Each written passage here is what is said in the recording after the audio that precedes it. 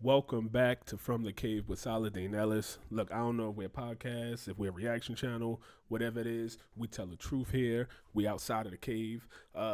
Just keep it simple.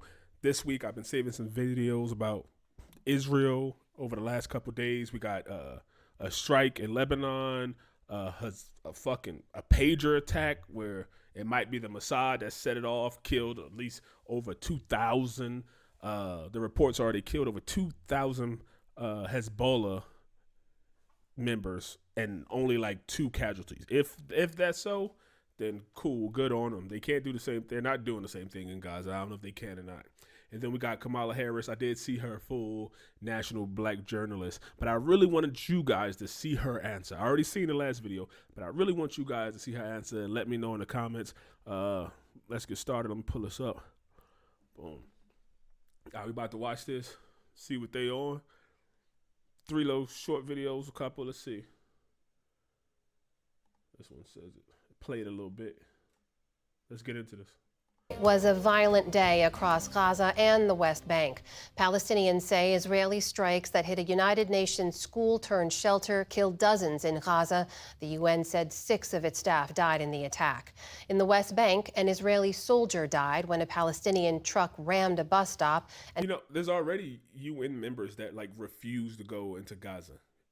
Because usually when the UN go in, then everybody agree, both sides, not to strike them. And it's not, you would think it's the terrorist organization that's doing it, but it's the Israeli government that are killing UN members. These are volunteers from all over the world. You can go volunteer if you're an able-bodied person and sign up for the UN. So that's crazy that they're really taking it that far. And Palestinians say Israeli raids backed by airstrikes killed at least 5. Nick Schifrin looks at the ongoing violence starting in Gaza.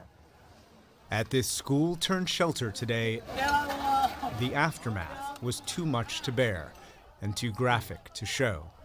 Survivors collected body parts in whatever they could carry. These are mostly children. Don't you ever forget that. These are mostly women and children. Half the population of Gaza are women and children.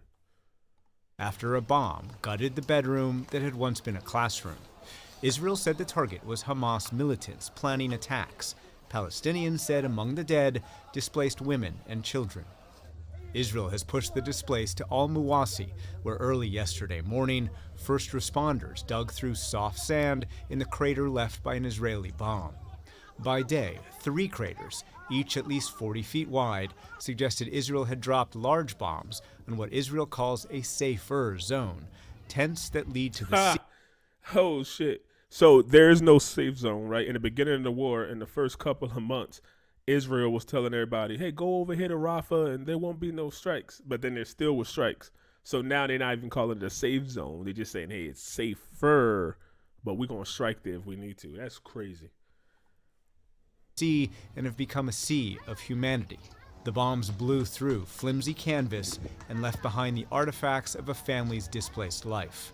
Mohammed Nasser is 12 years old. It was like any other night here, and then we heard rockets coming down right next to us. I found myself 1.5 meters under the ground and dirt above me. I wasn't expecting to be saved from under the dirt because I could feel the weight of the ground above me and how strong the attack was. I didn't. Yo, he is 12 years old, saying I did not expect to be saved under the dirt. The kids are. We say our kids in America are desensitized to gun violence. This is desensitized. I just accepted it.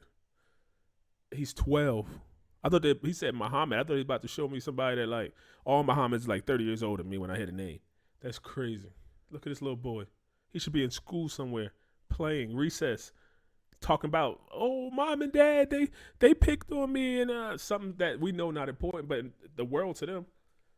So, and our politicians are playing games with words, showing how smart they are. Well, it is sad. Every life does matter, but I think I'd be saved. Thank God for those who helped my dad, who worked to get us out. People were digging and searching for bodies under the sand, and there was at least more than 20 tents that they were gone. Fadi Abed works for the international medical humanitarian organization Med Global. 20 tents. Before the war, He was a dentist. Since October the 7th, he's been displaced 4 times. The fact that we left Gaza City just seeking safety, and we know that Gaza is not safe anymore, so we went to the yellow area, as they call it, or humanitarian area. At the same time, no one is safe, even in the humanitarian area. It makes you think, why did I take the decision of evacuating in the first place? But all these able-bodied men like, yo, I came to these safer place. I left Hamas, and we still got struck on. We left Hamas there. We're not. You can't say, oh, well, they're hiding behind civilians. The civilians left, and you say, I guess they're following the civilians. Could you imagine like Bloods and Crips in the U.S., like the military going after them or the police, and then they're like, hey, well, in O Block and in the Bronx, all the Bloods and Crips are hiding in the apartment building, so I guess we got to strike it. The criminals in the East Bronx, Israel says the targets were 3 senior Hamas commanders who were directly involved in October the 7th and embedded inside the humanitarian zone. Israel is trying its hardest. They just more lie. than any other nation on earth, more than any other army has in the history of armed conflict, to get civilians out of harm's way and to go for the terrorist targets, even though they embed themselves in civilian areas. But it's the death of an American civilian in the occupied West Bank that has added tension between the U.S. and Israel. On Friday, Israeli soldiers shot dead Aysenur Ezgi Aigi, a 26-year-old born in Turkey who traveled to the West Bank to protest Israeli settlements. Israel says the bullet that struck her was a ricochet aimed at the, quote, instigator of the riot, and has expressed its deepest regret, an explanation that President Biden endorsed yesterday.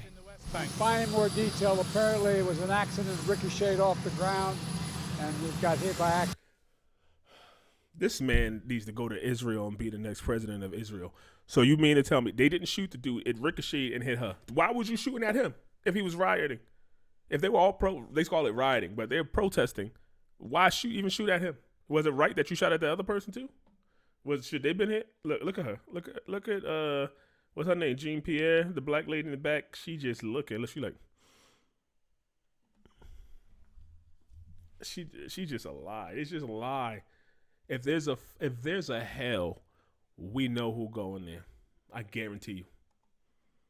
I'm working that out now. But today in a statement, President Biden said the shooting that led to her death is totally unacceptable. There must be full accountability, and Israel must do more to ensure that incidents like this never happen again. What are you talking about? You can make it never happen again. So he say one thing, I'm finding more, then he get back and somebody else wrote this because he's incoherent. So somebody else wrote this for him. And Israel must do better. That's all we just keep saying. Israel must do better. Israel must do better. We want these people in the U.S. to watch their children and make sure they don't bring guns to school. But Israel could just do what the hell they want. It's just nonsense. We letting Israel do what they want. That's why Trump been shot at twice in the last, less than 8 weeks. There's no accountability on nobody.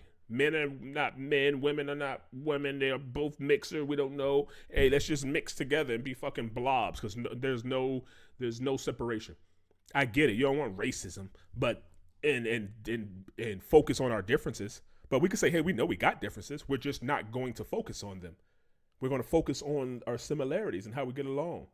It don't matter if I don't like chocolate and you don't like vanilla. Let's focus on the fact we both enjoy ice cream and appreciate it. But no, they just want to strictly talk about the negative, man.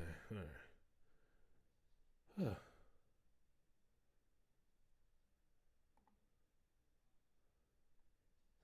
Let me see the other one, man. Did I just click on the? It's right here. Hezbollah fighter. Focus on the man in the checked shirt. In a moment, he's on the floor, wounded in the midriff. Damn, that happened fast. Okay, so we focusing on the dude in the checked shirt. We focusing on him right here. Okay, let me back up so y'all can see that. That happened fast. Pager attack. They gave him pager. So just so y'all can start, Hezbollah got pagers and passed it off to all their people just in case they need them in a quick beep beep emergency because they were afraid that Israel would of course, track and be listening in on phone calls. But obviously, the pagers were not safe either. Focus on the man in the checked shirt. In a moment, he's on the floor, wounded in the midriff. A pager in his bag or on his belt has exploded. CCTV from another shop shows a man check his pager before it too blows up at his side. Scenes like this playing out hundreds of times across Lebanon within the space of an hour. A targeted, coordinated, highly technical attack. These pagers exploded while people were on the road, going about their daily lives, basically, in supermarkets and hospitals, driving their cars. Yo, the pagers is about that big. Can you imagine? They would just sit like they did something to overpower the battery and get the phones to explode. That's diabolical. It's like efficient enough that if it's on you to put a hole in you enough to kill you, probably bleed to death. Maybe put some acid. They probably had some acid in the batteries that was meant to bleed through your veins. Who knows? That's coordination. That takes years. That means did this. They have secret moles and different things. This was a sign. Now Hezbollah they gotta like re-examine everything. Where they get the pages from. Getting their kids from school. So it's a huge blow. Hezbollah had reportedly switched communications from cell phones to pagers to bypass Israeli infiltration attacks. Damn, look at him. And that means that everybody that had him, they're claiming it's Hezbollah. So not only do they know, but they just marked them. So that means they got somebody, an inside man at their hospitals, they're going to have everybody's name and number, exactly where they at. The Reuters news agency, citing security sources, reported the targeted pagers had been supplied just in the last 3 months. 3 months. The scale of the assault evident at hospitals around the country. Appeals made for blood donors to come forward. Nearly 3,000 people reported injured, including Hezbollah fighters and medics. And according to Iranian media, Iran's ambassador to Lebanon. Israel is clearly pushing the boundaries and seeing how far it can get away with. The message to Israel so far has been from the international community writ large has been you can get away with a lot. 41,000 people dead in Gaza and the war continues. Israel hasn't confirmed or denied responsibility, but few are genuinely asking whether Israel did it. The more salient question, why now? Why? Exactly. Why now? If they had this for 3 months sitting there, they could have detonated any time in the last 3 months. Why now? What are they trying to deflect us from? What is the bigger outcome? I think Netanyahu, maybe them, and remember there's Hamas in Gaza, but then there's Hezbollah. So Hamas is like the younger, like they really unsophisticated, they throwing rocks. But Hezbollah got actual rockets that can reach Israel, and they could actually blow. I think Israel is trying to get us into a higher war or a higher level of war and really trying to get us within. I don't think the American people, listen, if we go to war for Israel, put troops on the ground, I will be in Washington going live every goddamn day. This is insane. Why unveil the extent of its penetration of Hezbollah's communications network? One theory, preparation for a large-scale conventional attack. For days, rumors have swirled that Israel was on the verge of escalating its months-long conflict with Hezbollah. Last night, its security cabinet made the return of more than 60,000 evacuated civilians to their homes in Israel's north an official war goal. The Prime Minister, Benjamin Netanyahu, is also reported to be ready to replace his Defense Minister, Yoav Gallant, with someone less cautious about expanding the war. Even Gallant... Remember, Gallant was been the only one right there with the black has said like any semblance of or like, hey, maybe we should really be looking at an end. What's the day after goal? Netanyahu like, shut up, you talking too much. Gallant, though, was yesterday resisting U.S. pressure to de-escalate. Some Israeli analysis points to what Israel said was a preemptive attack on Hezbollah missile launch sites last month as having... If Gallant end up dead, we're not going to let Netanyahu say that it was the other side. He's obviously against him. If Gallant, mark my words, if Gallant is the only member of the cabinet that happens to get hit, come on, it was the Mossad. Reassured Netanyahu about the likely cost in Israeli civilian lives of an escalation. Another theory that the pager attacks were a reprisal. Israel's internal security agency today said it had thwarted a Hezbollah plan to assassinate a former senior Israeli security official. This evening,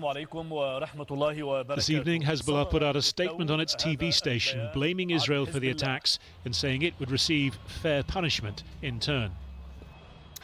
Well, joining me now from Beirut is the author and journalist Kim Ghatas. Kim, it's great to have you back on the programme. Just describe to us, if you can, the panic, the feeling in Beirut at 3:30 this afternoon when those pages exploded one after another. She froze. I'm afraid the connection is a bit unstable, so I missed the question. But I think you're asking me about the mood in Beirut this afternoon, which was just one of chaos and absolute mayhem from 3:30 onwards for the last few hours. You could just imagine that these pagers were going off across the country, mostly in Beirut, but also in the south and in the Bekaa, and actually also in Syria. And these small explosions going off in grocery shops next to you, on a moped, somebody driving next to you, just going off everywhere. And then the wailing of sirens throughout the afternoon, hospitals overwhelmed everywhere. It was absolute chaos and mayhem and fear, because people didn't instantly understand what was going on. It was one explosion and then another, and then it was generalized across the country. People were afraid if they were carrying a pager or a phone that it might happen to them, because as targeted as this was, and we assume it was an Israeli targeted operation against Hezbollah operatives, you could be standing next to somebody. It's not perfect technology. Doctors use pagers in this country. So there have been most likely civilians injured as well.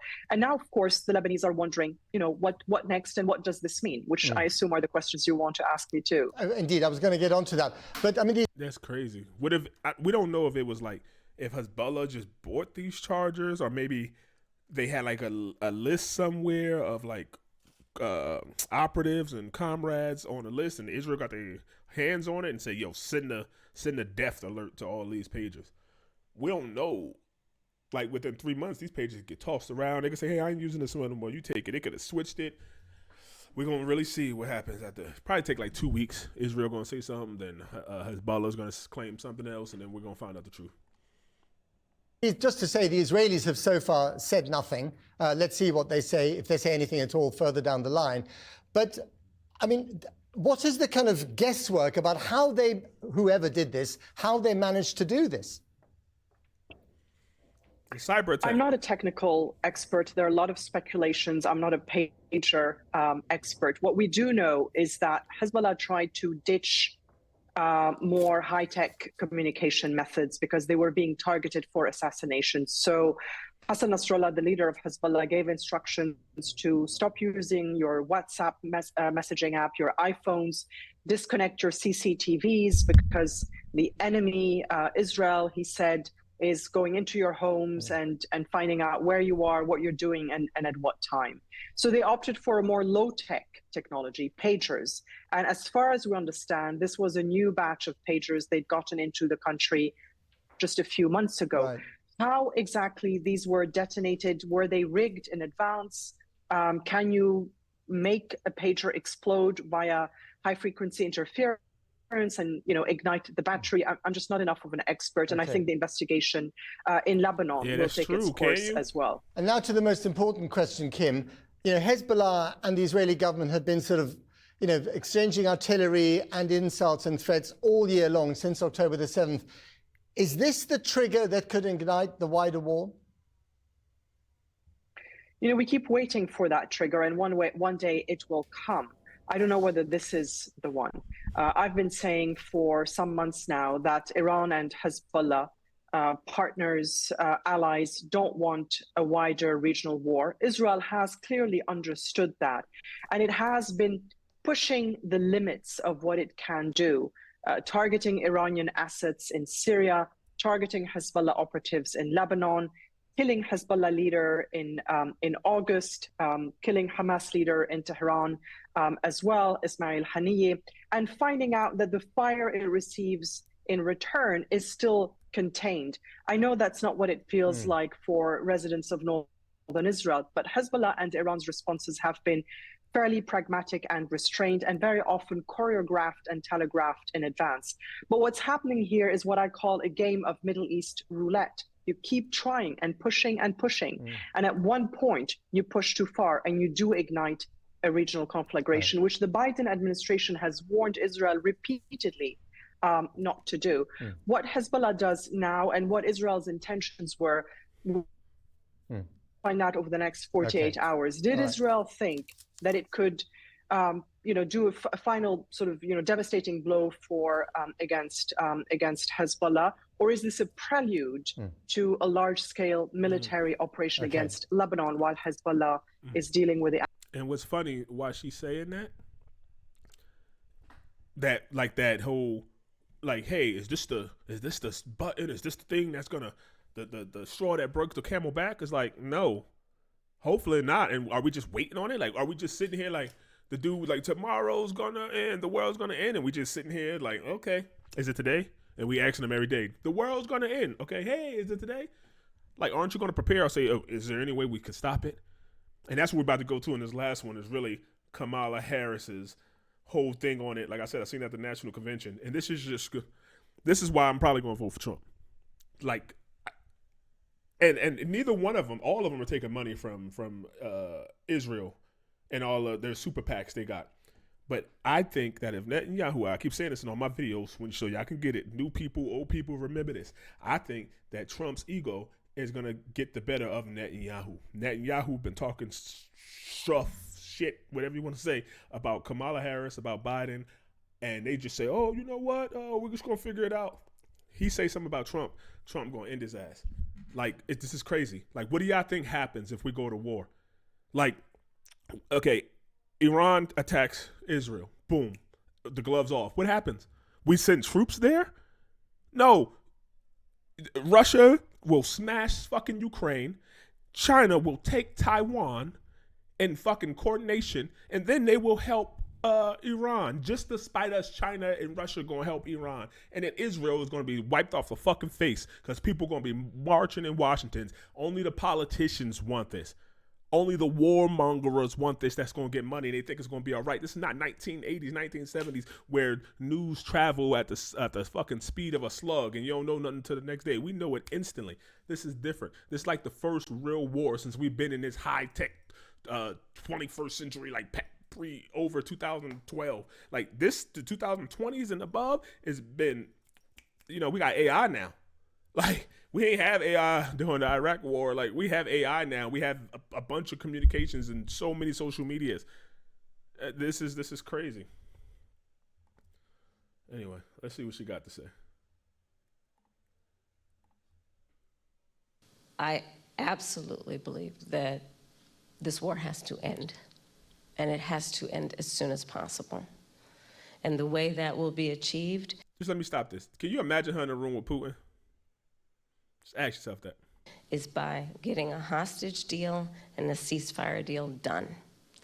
And we are working around the clock to achieve that end. Stepping back, October 7, 1,200 Israelis were slaughtered, and actually and some Americans, by the way, in that number. Most Israelis have dual citizenship in the U.S. That's why they travel back and forth. So it's kind of like, yeah, they're American, but they're dual citizenship. Like, that's stupid. But go ahead. Young people who were attending a concert, women were horribly raped. Still unproven. So I have said Israel has a right to defend itself. We would.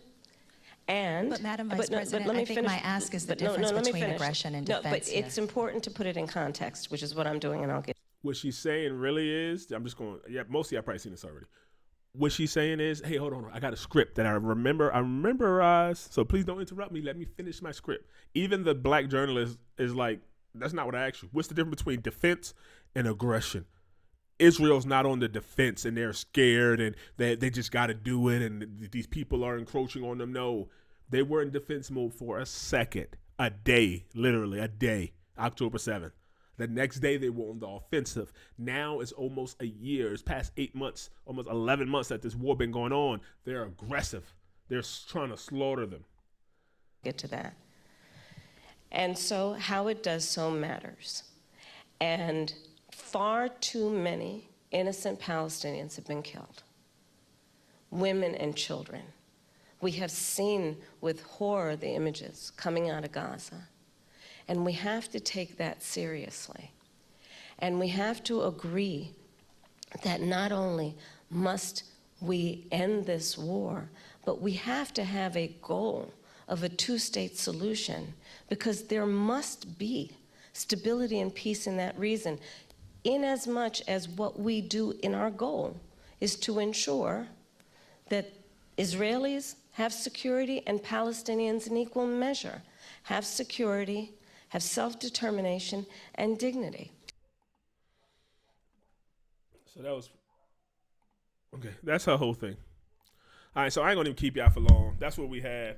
We have Israel striking in Lebanon unchecked. We have Israel targeting Hezbollah, which I'm not mad at. If they targeted them really this accurate, I'm not mad at it. Hezbollah has aggressed against them, and they're just returning the favor.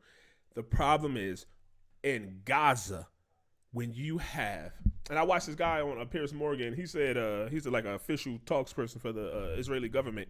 He's gonna say, "Oh, we asked Candace Owens and Chink was up there debating with him, and Candace Owens asked him, so how many out of like the 40,000 Palestinians that are dead, how many of them were Hamas?" He said, from my best estimate, there's about 16 to 18,000. He's trying to say half the people killed were Hamas. And even Israel best numbers, they like 10,000, maybe 9,000. His numbers is almost twice as many as the official Israeli government has said there is. And you think he's just throwing out numbers that sound good. Like, oh, that'd be acceptable out of 40,000 people that died. Let me say maybe 20,000. I can't say 25 because that'd be more, right? So maybe 18,000, right on the edge of 50-50. Come on, you got to watch how these people say things. They playing games. These children are dying. I know we got problems in America with abortion rights and things like that, but this is like, those are petty. Those are petty compared to what our politicians are enabling. How about Kamala saying, hey, when she say far too many Palestinians have died. Finish the sentence. Far too many Palestinians have died to keep giving Israel weapons unchecked. Far too many Palestinians undied to keep saying far too many have died. Far too many Palestinians have been dying for far too long, for far too many months after October 7th. Far too many Palestinians have died to justified by 1,200 Jewish people. I don't care if it was 5,000 Jewish people at this point. 40,000, even 5,000, that would be horrific. I don't even think about it. But 5,000 Jewish people dying, or Israelis dying, would not justify almost 50,000 Palestinians dying. 50,000 anybody.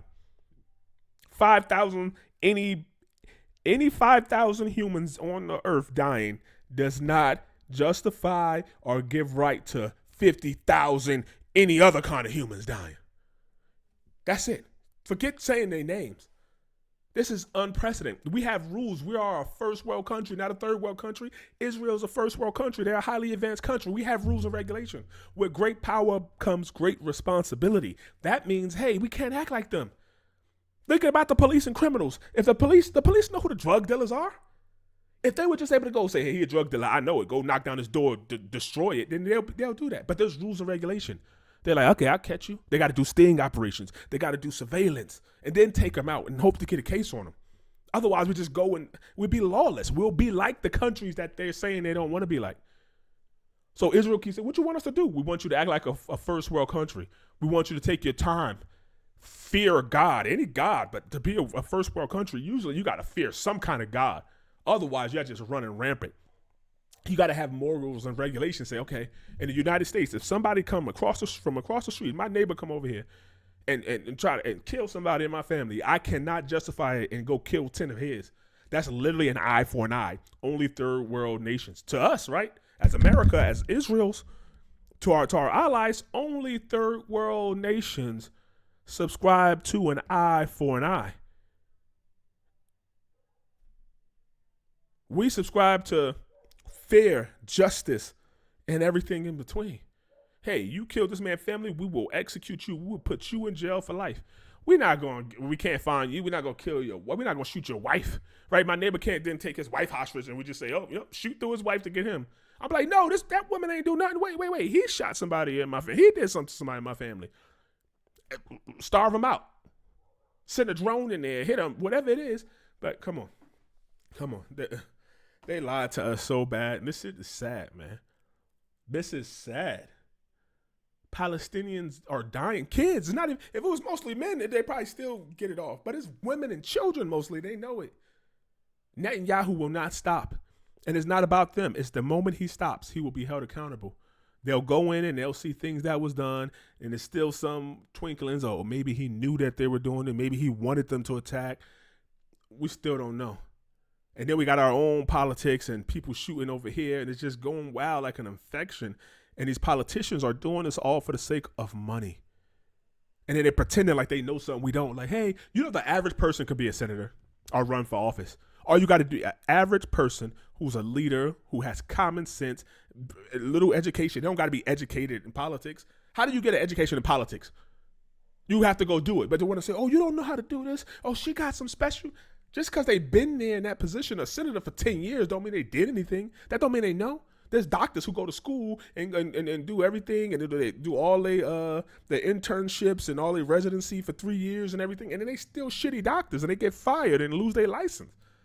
Don't tell me just because you've been in office that you have some type of ability. That just means you know people. That's what they're really saying when they say, oh, I've been here and, you know, Donald Trump doesn't know it and I'm right for the job. Oh, you're saying that you've been here for so long that you have buddies and pals and y'all making friendships and with the lobbyists and you know them. We can't keep doing this whole, even if the Democrats really want to do what they say they want to do, especially for Americans and especially for Black Americans, then why aren't you doing it? And if you keep saying, hey, if I keep going to a mechanic and they say, I'm going to fix your car, and I keep taking my car to them, and then every time they say, yo, you know what, I was going to fix it, but I couldn't get the part. I was going to fix it, but that mechanic across the street stopped me. Then, okay, I understand that the Republicans are stopping you. But the Republicans seem to be getting stuff through. We don't never hear the Republicans saying the Democrats stopped us from doing it. But the Democrats always are afraid that, hey, the Republicans stopped us, but you don't ever hear everything. They're about to say Donald Trump gonna be a dictator, and so you mean tell me that he able to be a dictator, but you can't even get food into Gaza when we have an ally that's blocking it? Our ally is blocking the border. We can't knock and say, hey, Netanyahu, we're gonna bring some food in here. We got to build a fucking a barge out in the ocean, getting people hurt, servicemen and women, fucking do it because the waves are so rough that they can't even really build it. Instead of just saying, yo, hey, Netanyahu, yeah, next Thursday we're gonna send in 12 trucks worth of food. And it's us. It's not like the terrorists doing it. Hey, it's the US, it's the UN. You could check the food or whatever, but it's gonna get there. It ain't no bombs, ain't no nothing. It's only people that's in a safer zone. Why not? Why can't we get food in and aid to them? But no, we just want to give all the bullets and then some Band-Aids and beans sometimes to the Palestinian. This thing is sick. But the politicians, I'm sure, are making money hand over fist. But that's all I got today, man. Like, comment, subscribe if you want to. But if you want to do better, a better one, fucking vote. Don't just vote because somebody told you to do it. Half the black people I know are Democrats because they were born Democrats. And they're Southern Baptists because they were born that. And there's nobody questioning anything. Man, I'll see y'all next time on The Cave, man. Be easy.